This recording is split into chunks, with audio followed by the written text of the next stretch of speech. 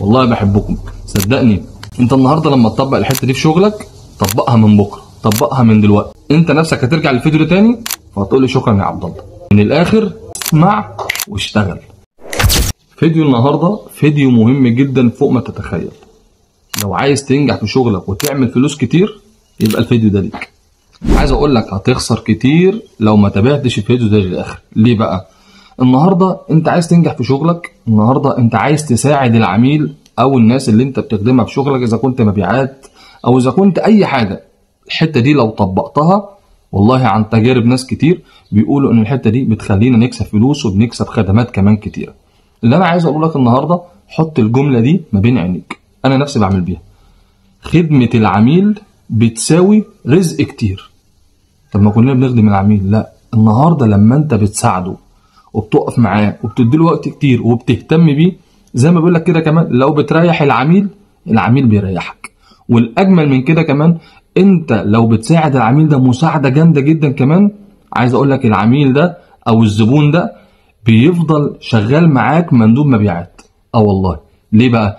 العميل ده بيشتغل مندوب مبيعات بره. اي حد من زملائه او من قرايبه او من احبائه بيقول لهم ان الشخص اللي هو انا اتعاملت معاه وساعدته مثلا يستخدم الحاجه دي ازاي، او ساعدته ياخد المنتج ده ازاي، او ساعدته في خدمه عايز يعملها، بيروح يقعد مع الناس دي اللي هي قرايبه او حبايبه او اصحابه، بيقول لهم ان عبد الله ده انسان كويس وحاجته كويسه ومنتجه كويس، وغير كده بيساعدك كمان تطلع المنتج اللي انت عايزه او الخدمه اللي انت عايزها.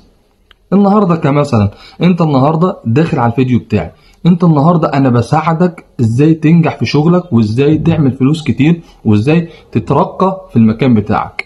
انت من نفسك هتعمل شير للناس اللي انت بتحبها، هتعمل شير للناس اللي هم حبايبك او اصحابك عشان يتعلموا من الحاجه دي. فالنهارده انا النهارده لما بساعدك، انت الحاجه دي انت بالنسبه لي عميل، الحاجه دي عجبتك، او الخدمه اللي عبد الله بيقدمها لك دي عجبتك، او المساعده اللي انا بقدمها لك دي عجبتك. فزي ما قلت لك، خدمه العميل بتساوي رزق كتير. النهارده انا لما ساعدتك انت عملت شير للفيديو بتاعي لكل الناس القريبه ليك، فانت النهارده عملت لي خير وقدمت لي رزق كبير وقدمت لي مشاهده كبيره وخلتني اتشاف اكتر.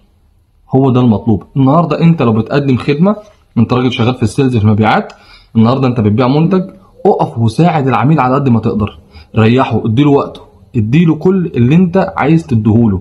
النهارده العميل ده لما يقف ويحس ان انت مهتم بيه وبتساعده يوصل لافضل حاجه وتحاول توفر له وتحاول تساعده في ان هو يختار الاختيار الصح، العميل ده هيجي لك على طول وهيجيب لك ناس، وزي ما قلت لك هيبقى شغال عندك مندوب مبيعات، هيجيب لك ناس من كل حته.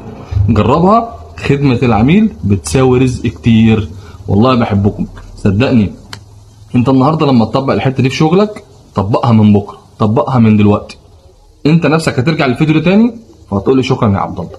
من الاخر اسمع واشتغل. لو انت لسه موجود معايا لاخر الفيديو، بتمنى منك تشترك في القناه وتفعل زر الجرس، ويا سلام لو تعمل لايك وتشجعني في التعليقات. سلام.